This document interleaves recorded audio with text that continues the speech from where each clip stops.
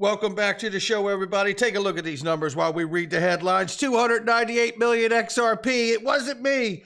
A16z and William Hinman. You're going to want it. The merge. Misconceptions about ETH2.0. Novatti Ripple partner. XLM, XRP, ETH, and smart contracts. Oh, you're going to want it. Wells Fargo, Goldman Sachs, HSBC. How about this? We talked about that yesterday, but you need to see this. The Fed has opened the door, a pathway, if you will, for crypto. We got that and so much more. Somebody roll that beautiful intro.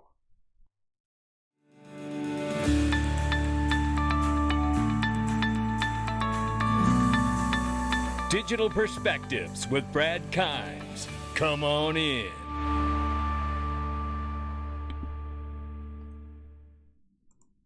Welcome back to the show, everybody. You can follow us on TikTok, YouTube, Twitter, and Facebook at the top of the screen for exclusive content.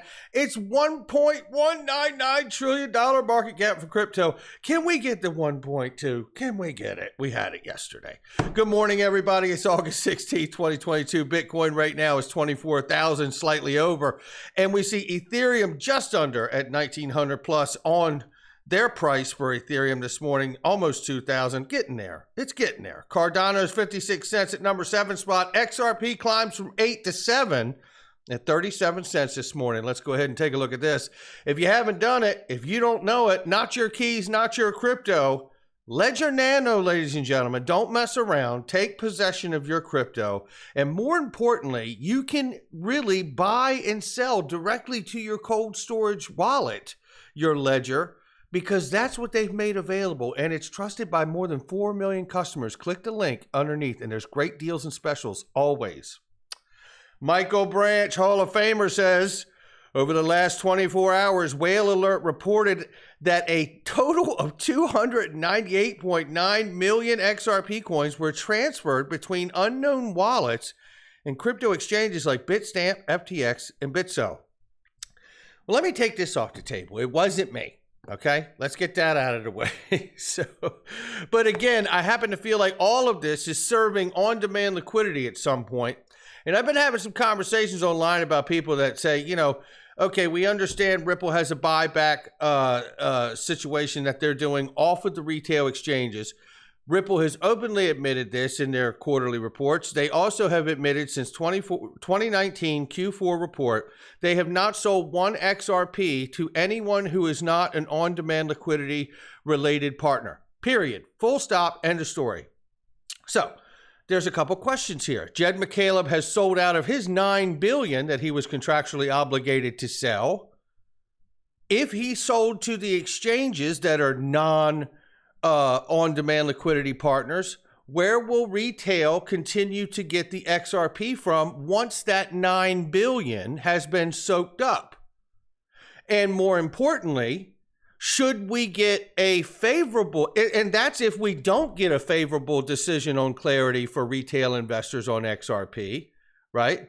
But if we do get the clarity for XRP that we want to see that keeps retail investors in the game, will we see a massive relisting across a ton of exchanges and then a crazy, crazy explosion between retail and institutions?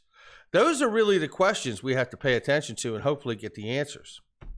I assume many of you have already seen this, says Fred Rispoli, but this is the first time he went to the a16z site, where William Hinman is obviously a part of since he left the Securities Exchange Commission.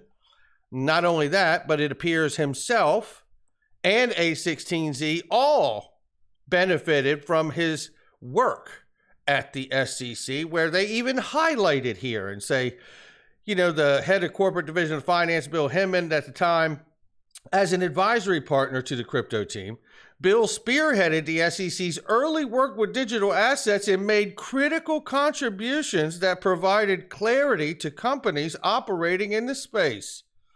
Really? Because I'm pretty sure it only made clear for one company, which was the Ethereum network and the EEA and Consensus. And then that became an assembly line to launch token project after token project into the billions of dollars for all of them to benefit. No wonder they highlighted it. The future is bright, says Stephanie Hubert. The biggest misconceptions about ETH 2.0, fees won't go down, transactions won't get faster, and you won't get your staked Ether back. This here on ether.org, ethereum.org, this is quite troubling right here. Misconception, running a node requiring staking 32 ETH. False. Anyone is free to stake their own self-verified crypto Ethereum. Run a node. No ETH is required. Not before the merge. Not after the merge. Not ever, it says. It says misconception. The merge will reduce gas fees. False. The merge is a change of consensus mechanism, not an expansion of network capacity, and will not result in lower gas fees. Misconception. Transactions will be noticeably faster after the merge. False. Though some slight changes exist, transaction speed will most likely or mostly remain the same on layer 1. Misconception. You can withdraw staked ETH once merge occurs. False. Staking withdrawals are not yet enabled with merge. The following Shanghai upgrade will enable staking withdrawals. There's a lot here, okay?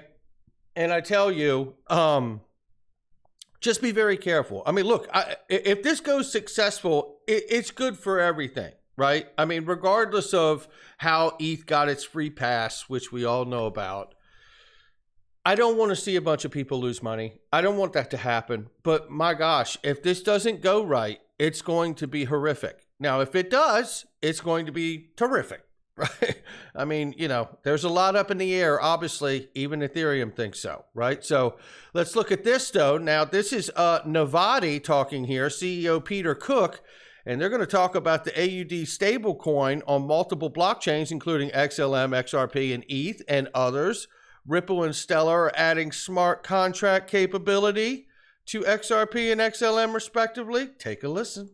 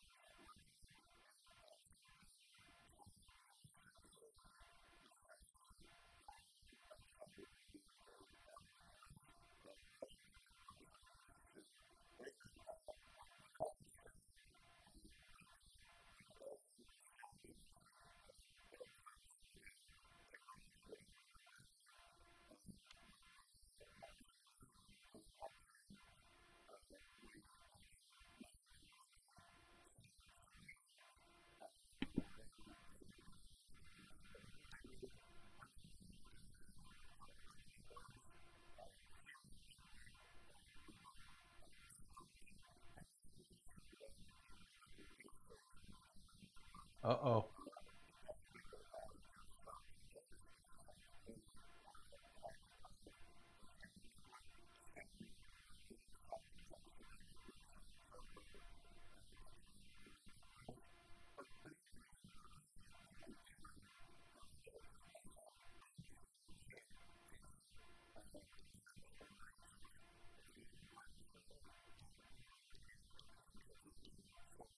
Absolutely. I tell you, that feels extremely promising. Shout out to Stephen Bull, or Bull Deep. Now he's going right here with his name. And let's keep it going because I want to move through this pretty quickly here. So yesterday we covered brand new Wells Fargo report classified XRP as a currency. I do want to show that to you. Shout out to ProCoin News, Working Money Channel, and Just Jeremy Crypto for the diagram here. And if you're not following Working Money Channel, please do so. What a cool guy. XRP, digital currency, right there in the report from Wells Fargo. Not much else to see, but collectively, with everything else we're going to look at today, Wells Fargo, now Goldman Sachs, we covered this the other day. Goldman Sachs now classifies XRP as a currency as well. We went over that last week, I believe.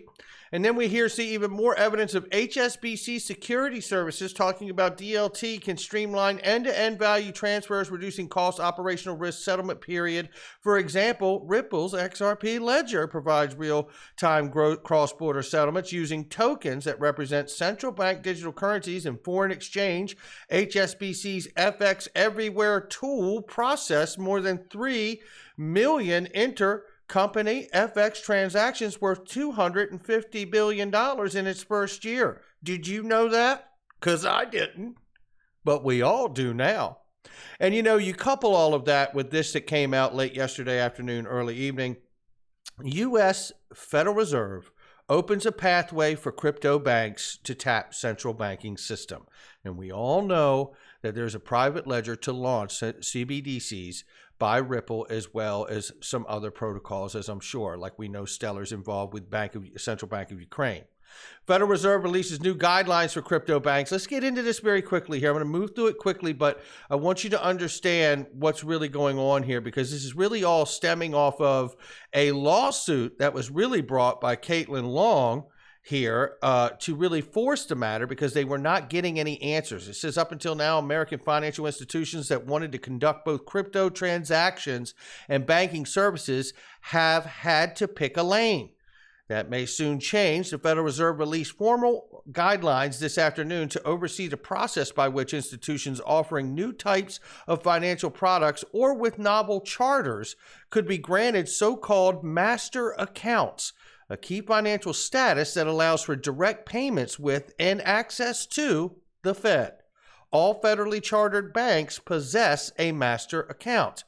It says here, the word cryptocurrency was only once referenced inside of the final guidance. I'm not going to bore you with all 49 pages. This article's perfect. When discussing the sort of novel institutions that may seek master accounts under these guidelines, but the subtext of today's announcement inextricably linked to the crypto industry. Custodia, a crypto bank founded by former Morgan Stanley managing director Caitlin Long, sued the Federal Reserve in June, citing a 19-month delay in the Fed's processing of the bank's application for a master account. But listen, the Fed's application paperwork for a master account cites a typical turnaround time of 5 to 7 business days. Yeah, something ain't jiving there. The delay is likely due to the Fed's uncertainty over how to grant traditional banking powers to crypto-native institutions like Custodia and Kraken. Remember, they have a banking license, which is also yet to hear back about its master account application. In January, Federal Reserve Chairman Jerome Powell chalked up the delay to hugely precedential nature of such a decision. The Fed is hopeful, though, that today's guidelines will help streamline the application review process for novel institutions like Custodia and Kraken. The new guidelines provide a consistent and transparent process to evaluate requests, Federal Reserve accounts, and access to payment services in order to support a safe, inclusive, and innovative payment system, Fed Vice Chair Lael Brainerd said to the statement. Now, this is what we need to understand, because this is the takeaway here. The guideline sets up a tiered framework that organizes applicant institutions based on their apparent risk level. So, we're not out of the woods, but the pathway has been cut. Tier 1 would consist of federally insured applicants. Tier 2 includes institutions that are not federally insured, but are still subject to federal prudential supervision. Tier 3 includes institutions that are neither federally insured nor subject to prudential supervision, but rather subject to a supervisory or regulatory framework that is substantially different from and possibly weaker than federally insured institutions.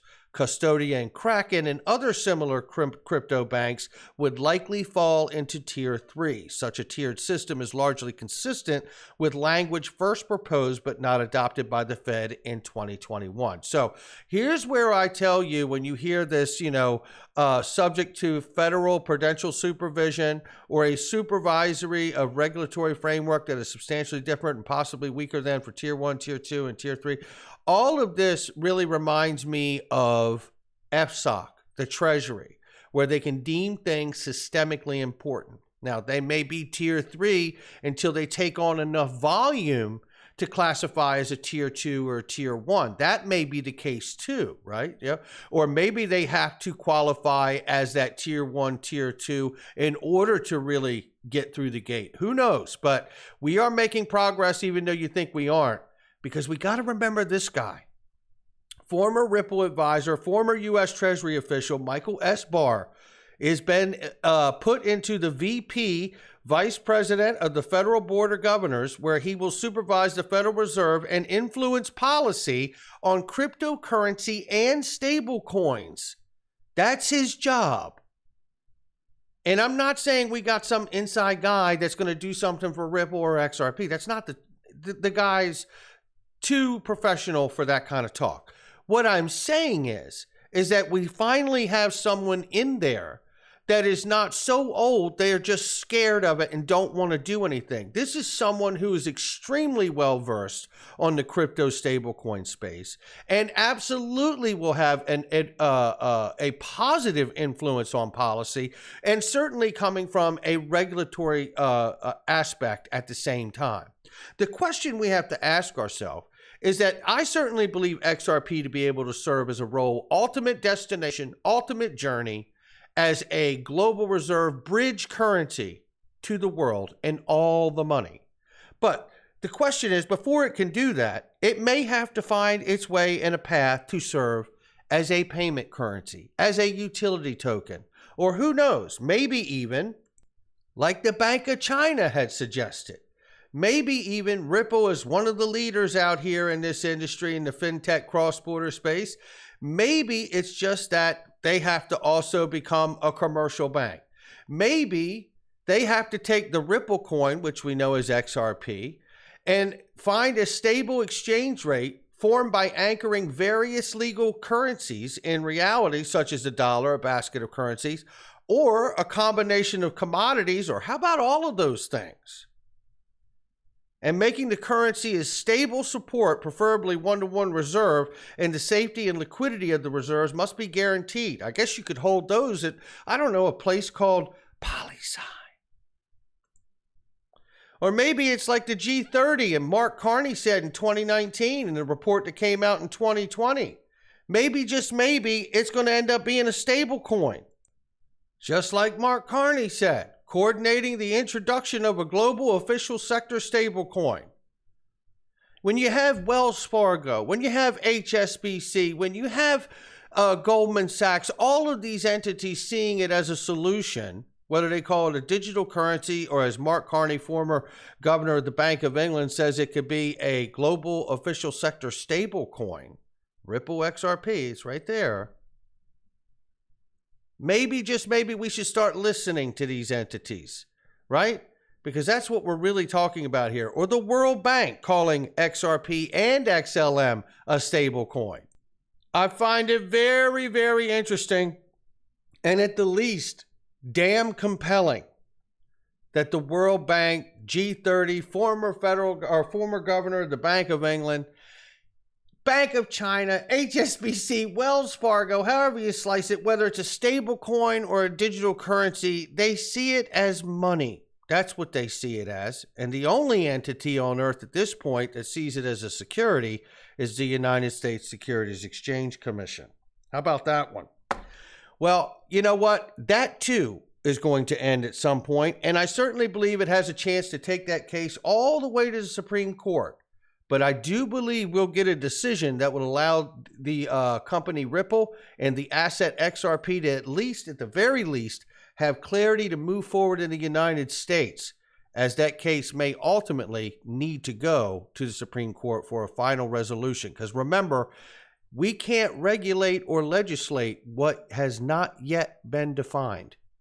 That's going to do it for me. Make sure you hit the like and subscribe, leave a comment below, share with somebody you know, and I'll catch all of you on the next one.